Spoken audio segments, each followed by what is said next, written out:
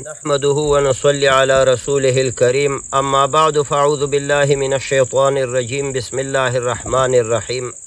عزتمندو یو مسلمان ته په حیثیت د مؤمن او د مسلمان باندې دا پکار دی چې الله رب العزت او د الله رسول صلی الله علیه وسلم کوم شي نه منې کړي هغې نه دی جدا منې شي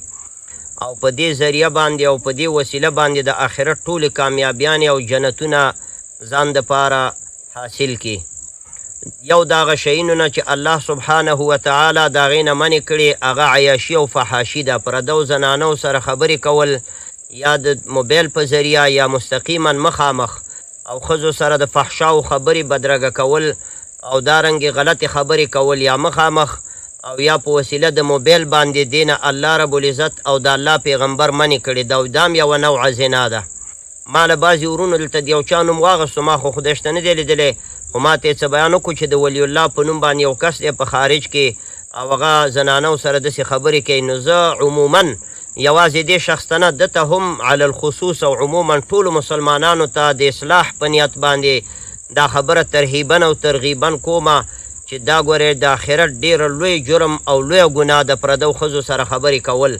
او د یو مسلمان رور د ناصح په صفت باندې دته دا کوم کہ اللہ رب العزت جل جلالہ په سورة نور کے قرآن عظیم شان کے فرمائی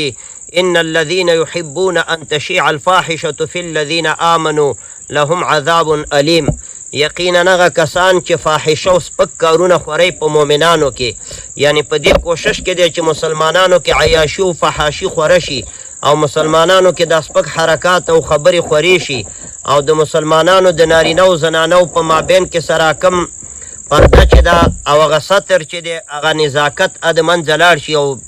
ډایرک سره په زړورتوب باندې یو بل سره خبرې وکړي، نو الله وایي لهم عذاب علیم، دوی دپاره دردناک عذاب دی. نو د قیامت د دردناک عذاب نه د بچ کېدو په خاطر باندې ټولو مسلمانانو ورونو او خویندو ته زه دا ناصحانه ویمه چې دې حرکت نه ځان وساتئ. پیغمبر علیه الصلاة والسلام مبارک فرمایي العینان تزنیان، دا دواړه سترګې هم زنا کوي. صحابه ورته ویل چې د سترګو زنا څنګه ده؟ وی فرمایل چې وزناهما النظرو، د سترګو زنا پردی نامحرمې زنانه ته لیدل او کتل دي او دارنګې غوږونه هم زنا کوي او ټول اعضا یې ښوده، نو زړه به د دې یا تصدیق وکړي یا تکذیب وکړي. نو کوم هلکان او ځوانان په خارج او په داخل کې او په هر اسلامي یا کفري ملک کې چې دي غیر اسلامي ملک کې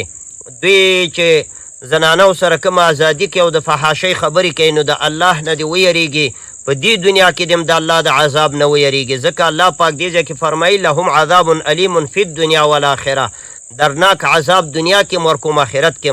نو په دنیا کې دم د الله د قهر او د غضب د گزار نه ویریږي او په آخرت کې د جهنم د عذاب نه ځان بچ کی. عزتمندو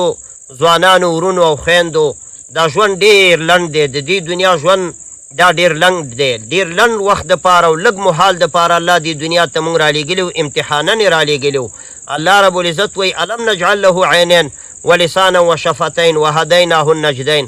آیا د انسان ته ما سترګې نه دي ورکړي او ژبه او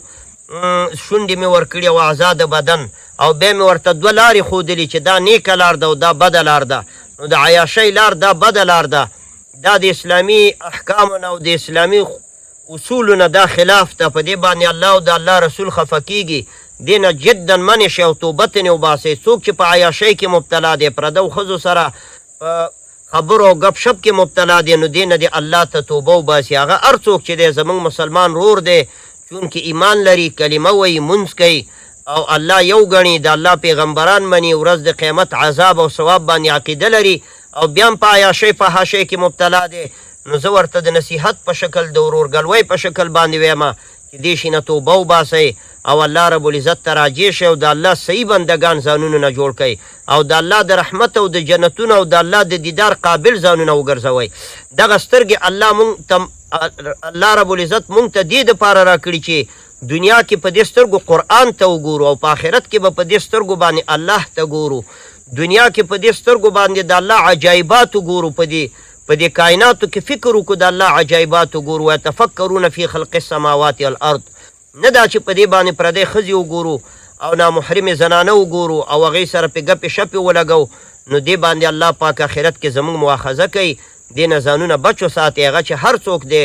الله دې موږ او تاسو ته د صراط مستقیم هدایت وکړي، که نارینه او که زنانه، که په خارج کې او که په داخل کې او که په هر مملکت کې وي، الله دې وکړي چې زموږ د دې کلیپ اورېدو نه وروسته په صحیح طریقې سره خپل رب جل جلاله ته صحیح توبه وباسي. وصلی الله علی النبي الکریم وبالمؤمنین رؤوف رحیم.